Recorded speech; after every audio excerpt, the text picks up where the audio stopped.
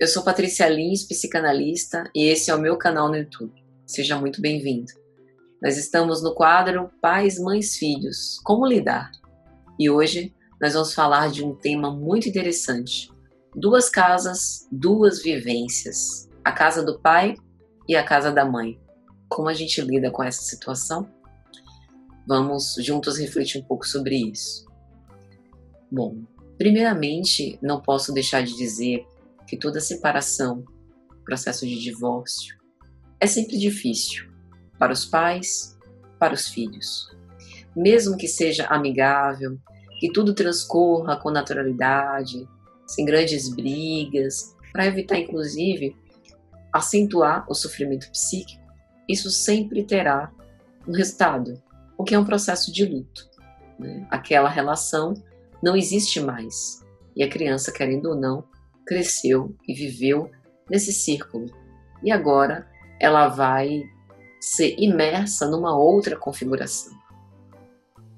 Bom, um aspecto importante da nossa sociedade é observar que os pais hoje, em geral, resolveram ser amigos dos filhos. E isso é disfuncional para a dinâmica familiar. Eu não quero dizer com isso que os pais têm que ser inimigos dos filhos, que a relação tem que ser de muita austeridade, os limites têm que estar muito bem definidos, intransponíveis. Mas infância precisa de borda, limite, saber até onde vai. Esses valores serão internalizados para o sujeito e ele precisará recorrer a essas referências para o seu funcionamento em outras dinâmicas que ele vier a estabelecer. Relação com figuras de autoridade, com superiores, com professores e em outros vínculos. É com base nas relações parentais que essas crianças terão essas referências. E é um fenômeno comum do ser humano, da transferência, repetir esses modelos. Então, quanto mais a gente pensar nessa repercussão futura, mais a gente acerta. Não é querer ser perfeito, mas confiar, dar amparo, acolher o filho, não é querer ser amigo. A relação vertical existe, a relação entre pais e filhos não é horizontal. Os filhos não devem fazer com os pais o que fazem com colegas e vice-versa. E isso é bem diferente de não ter confiança, de não se abrir. A relação pode ser muito próxima, íntima até, mas essa hierarquia precisa existir. Isso é exercício de função materna e paterna. Isso é saudável para a infância. Em geral, os pais também, por conta de terem tido uma infância muito coercitiva, castradora, pais super autoritários ou super protetores, ficam tentando corrigir na relação com os seus filhos todos esses problemas. Isso é super bem-vindo, né? Demonstra, é um sinal de maturidade psicológica, demonstra que os pais querem fazer a diferença, querem inclusive ressignificar seus traumas e dores. Mas vamos ter cuidado com a dose, para que isso não resvale com super exigência, omissão ou superproteção por parte dos pais. A gente já gravou um vídeo sobre a síndrome do imperador, sobre a omissão e superproteção dos pais, que tem a ver com esse assunto. É preciso fazer nutrir nos filhos a vontade de conquistar, perceber que eles precisam se esforçar, que às vezes eles não vão conseguir, e isso não fará deles fracassados, perdedores, nem nada do tipo. Esse estímulo que a gente tem assim com muita veemência na nossa sociedade para a competição está esquecendo de algo muito mais substancial em termos psíquicos, que é a colaboração. Nós vivemos numa rede de constante colaboração, queiramos ou não. Nós contamos com a colaboração gratuita dos nossos pais para crescer. Nós contamos com a colaboração daqueles que se dedicam a fabricar alimentos para que nós possamos consumir. E assim essa rede intrincada vai sendo constituída para que nós tenhamos condição de melhor viver. Então, fazer com que a criança entenda que ela faz parte desse processo é o mais profundo amor que a gente pode dar aos nossos filhos. Ninguém pode fazer por nós a busca da nossa felicidade e a conquista do que a gente realmente quer. A criança precisa entender desde cedo que ela é dona do seu desejo, mas isso não significa que ela vai poder ter tudo o que quer. Nós sempre desejamos muito mais do que conseguimos conquistar. Por isso, as crianças precisam de figuras de referência. E quando a gente fala numa separação e em duas casas, a casa do pai e a casa da mãe, seja apenas com o pai, apenas com a mãe, ou com a mãe, o pai e o seu companheiro ou companheira, né, que decide recomeçar a vida de outro modo, independente disso, independente da orientação sexual dos pais, porque há muitos casos na sociedade atual de relações heterossexuais em que os pais se divorciam e um ou outro, ou os dois, passam a assumir relações homossexuais ou de outra ordem, né? De outra orientação sexual. A rigor, isso não provoca confusão na cabeça da criança, isso não torna um ambiente insalubre, tóxico, isso não vai deturpar ou desviar a infância, nada disso. Isso é preconceito nosso. Muitas vezes as crianças entendem isso com muito mais liberdade do que os próprios adultos. O que as crianças precisam é figuras de referência, independente do gênero, da orientação sexual, da classe social, das convicções políticas.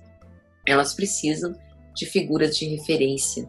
Elas estão montando seus modelos parentais. E pense, uma certa vantagem de ter duas casas, duas vivências, a oportunidade de ter essa diversidade de coisas que podem ver, sentir e fazer e experimentar, contanto que essas figuras de referência promovam ambientes saudáveis psiquicamente para essas crianças, pautados naquilo que a gente já conversou: ter bordas, atenção, acolhimento, escuta.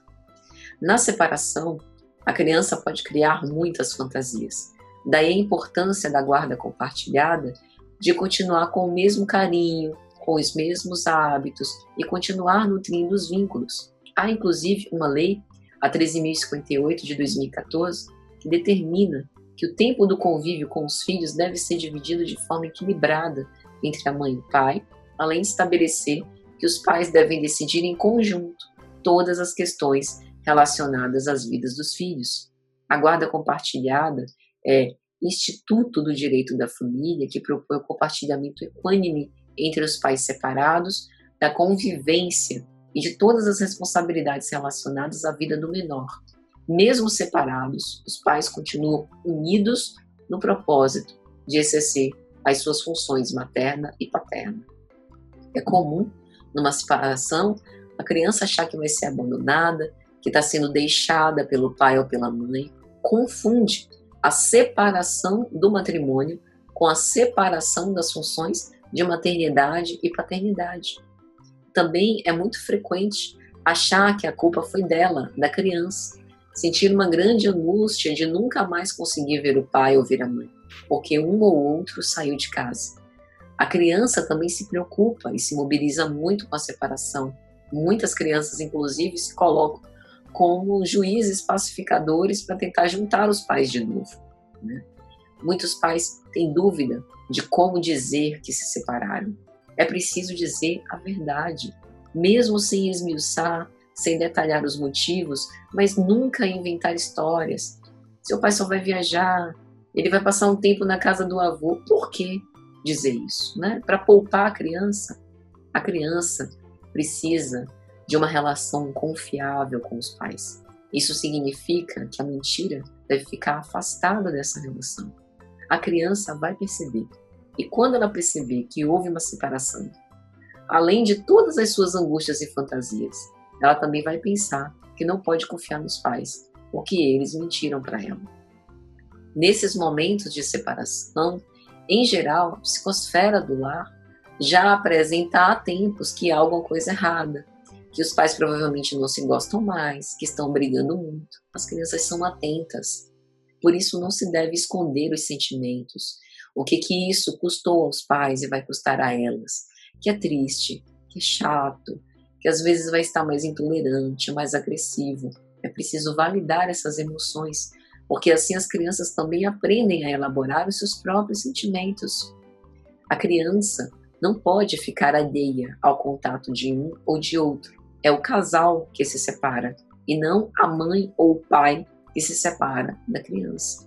As crianças não devem entrar no esquema de barganha, que não vai ver o filho porque o ex-cônjuge não está assumindo o compromisso financeiro, por exemplo.